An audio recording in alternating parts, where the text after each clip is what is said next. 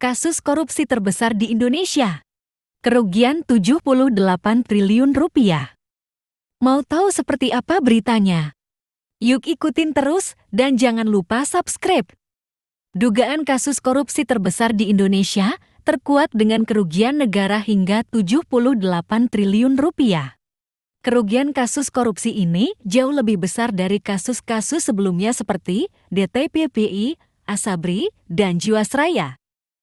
Dugaan kasus korupsi terbesar ini adalah terkait penyerobotan lahan seluas 37,95 hektar di Provinsi Riau. Kejaksaan Agung Republik Indonesia Kejagung menetapkan 2 orang sebagai tersangka kasus dugaan korupsi, yakni pengusaha Surya Darmadi dan Bupati Kabupaten Indragiri Hulu Inu periode tahun 1999 sampai tahun 2008. Raja Tamsir Racuman RTR. Kerugian kasus dugaan korupsi senilai 78 triliun rupiah memecahkan rekor sebelumnya. Selama ini, kasus korupsi dengan kerugian terbesar adalah kasus penjualan kondensat oleh PT Trans-Pacific Petrochemical Indotama TPP yang mencapai 37,8 triliun rupiah. Lalu, kasus korupsi dana investasi di PT Asuransi Angkatan Bersenjata Indonesia Asabri menimbulkan kerugian 22,7 triliun rupiah, sedangkan kasus korupsi di Jiwasraya menimbulkan kerugian negara 16,8 triliun rupiah. Sayangnya, dalam kasus mega korupsi ini, salah satu tersangka yakni Surya Darmadi telah menjadi buronan. Sedangkan Raja Tamsir Racuman kini menjalani vonis pidana dalam perkara dugaan tindak pidana korupsi dana kasbon APB di Indragiri Hulu tahun-tahun 2005 sampai tahun 2008. Lalu, siapa Surya Darmadi?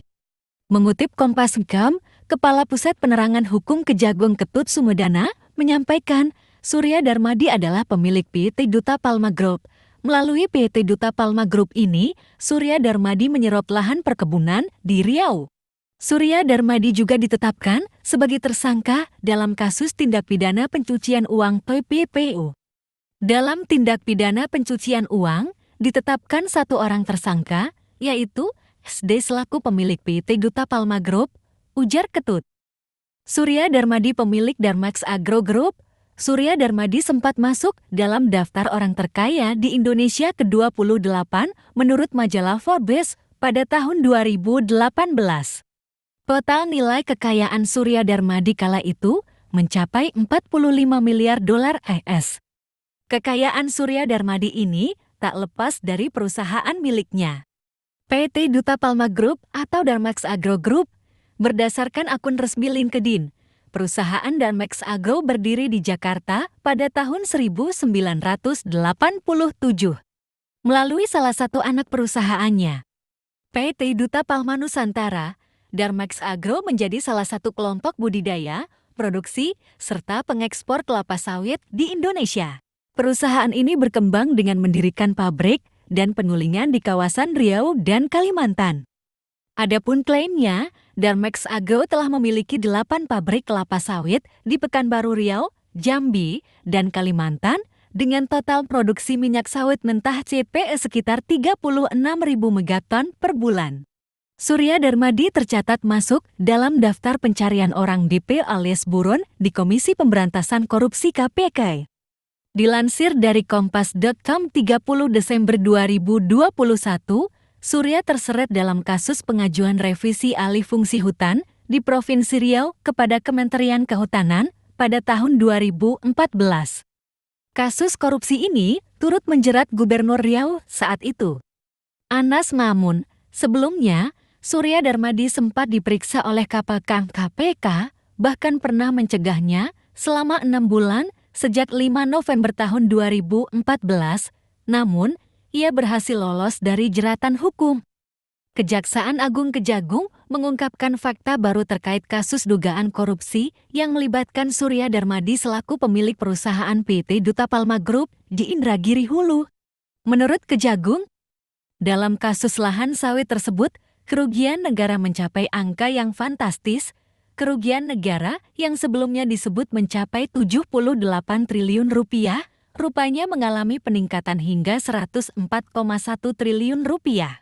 Tentu hal itu bukan angka kerugian negara yang biasa mengingat jumlahnya yang sangat fantastis dan rekor dalam sejarah kasus korupsi di tanah air. Kenapa angka kerugian negara kasus Surya Darmadi ini meningkat?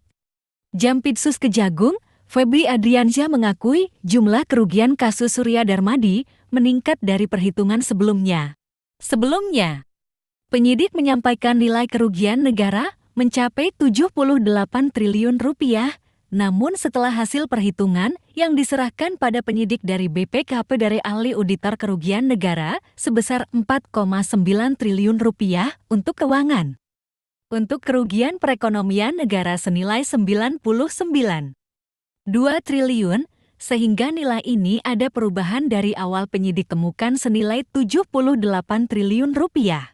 Adapun 104 rupiah.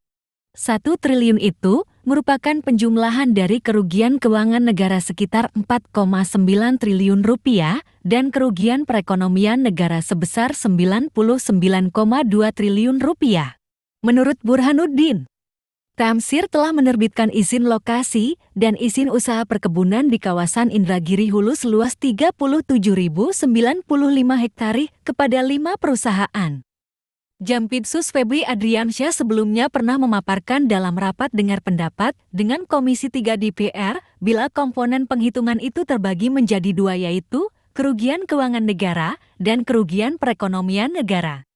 Menurut Febri, dalam suatu kasus korupsi seharusnya diperhitungkan pula mengenai potensi-potensi penerimaan negara yang hilang lantaran terjadinya korupsi.